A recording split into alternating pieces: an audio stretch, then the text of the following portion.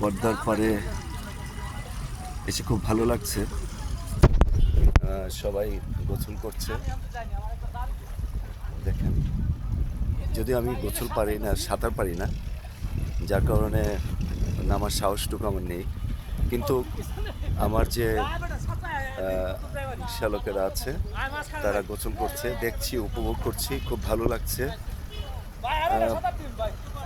এই পদ্মার পরে যারা আপনারা অনেকে কক্সবাজার যেতে পারেন না, তারা চলে আসুন দোহার ডাক বাংলার এই নারিশা পদ্মার পাড়। এখানে খুব মনোরম একটা পরিবেশ। যখনই এই পদ্মার পরে আমরা আসি, যখনই পদ্মার পাড়ে আসি তখনই মনে হয় যে আমরা কক্সবাজারে এসেছি। এত সুন্দর একটা মনোরম পরিবেশে আমরা আসতে পেরে নিজেকে ধন্য মনে করছি। আপনারা যারা দূর দূরান্ত আছেন তারা এই যে একটা আনন্দ, এটাকে উপভোগ করার জন্য আপনারা চলে আসুন। কক্সবাজার যারা যেতে পারছেন না তারা যদি এই দোহার নারিশা ডাকবাংলার এই পদ্মার পাড়ে আসেন, আপনাদের অত্যন্ত ভালো লাগবে। আপনাদের মনে হবে যে যে নাম করা যে সমুদ্র সৈকত কক্সবাজার, সেখানেই আসছেন এরকম মনে হবে। এরকম একটা পরিবেশ এখানে বিরাজ করছে। আপনারা দেখতে পাচ্ছেন আমার এখানে যারা গোসল করছে সবই আমার আত্মীয় স্বজন, শ্যালক। তো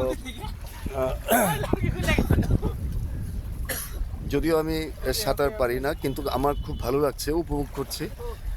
মাঝে মাঝে আমি আসি এখানে, যখনই আমি আমার এখানে আত্মীয় বাসায় বেড়াতে আসি তখনই আমার এখানে আসা পড়ে।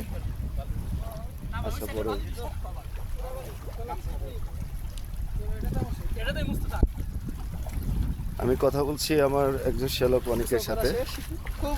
অসাধারণ ফিলিং, কেমন লাগছে? অসাধারণ। আপনাদের সবাই দাওয়াত, আমাদের পদ্মা নদীতে এসে খুব ভালো লাগছে। আপনারা যারা দূর দূরান্ত থেকে দেখছেন তারা অবশ্যই মিস করবেন যদি এখানে না এসে গোসল করতে পারে। এই দোহার নারিশা ডাক বাংলার যে এই পদ্মার পারে যারা গোসল করতে আজকে এই দৃশ্যটা দেখছেন, তারা অবশ্যই মিস করবেন। তারা অবশ্যই চলে আসেন যত তাড়াতাড়ি পারেন এই পদ্মার পাড়ে এসে গোসল করে বা ঘোরাফেরা করে উপভোগ করুন। যে এখন আমাদের নাহিদ গোসল করে পারে আসলো, কেমন অনুভূতি, কেমন লাগছে? যাই হোক,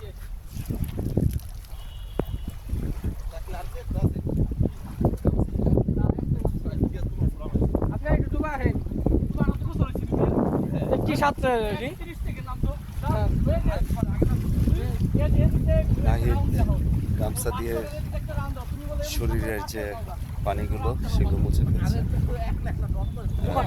হয়তো ঠান্ডা লেগে যেতে পারে, এই কারণেই শাকিলও শরীরটাকে গামছা দিয়ে মুছে নিচ্ছে। যদিও আকাশের রৌদ্র প্রখর, তবুও যথেষ্ট পরিমাণে বাতাস আছে, যেটা মিষ্টি হাওয়া বলি আমরা। ভালো লাগছে।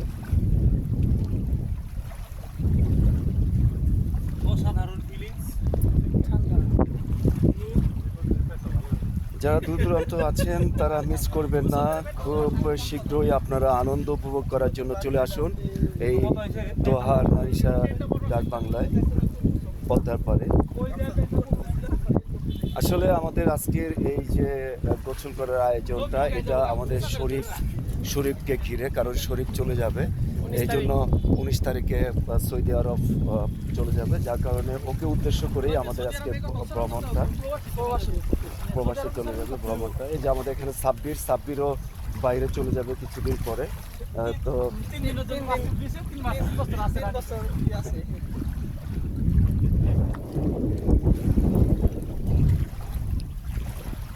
যাই হোক, আজকের যে এখানে বেড়াতে এসেছি এটা সার্থক হলো, খুব ভালো লাগছে। আপনারা দেখতে পাচ্ছেন ওই যে দূরে দেখা যাচ্ছে চর বইছে, সেই রকম লাগছে। পদ্মার পাড়টা আসলে ভালো লাগছে। মনে হয় যে এখানে আমি যেহেতু সাভার থেকে আসছি, আমার আমার খুব ইচ্ছে হচ্ছে যে আমি সাভার থেকে এখানে চলে আসি, এখানে বাড়ি বানিয়ে এই পদ্মার পাড়ে আমি অবস্থান করি, সারা জীবন যেন এখানে কাটাতে পারি। এত সুন্দর মধুর একটা পরিবেশ, মানে যেটা ফিল খুবই ফিল করছি। আপনাদের বলে বোঝাতে পারবো না।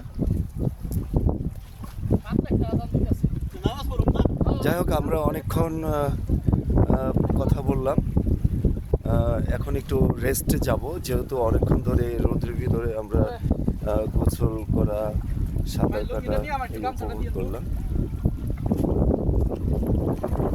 সবাইকে প্রীতি ও শুভেচ্ছা জানাচ্ছি এবং এই দোহার নারিশা ডাক বাংলার পদ্মার পাড়ে আসার আমন্ত্রণ জানাচ্ছি।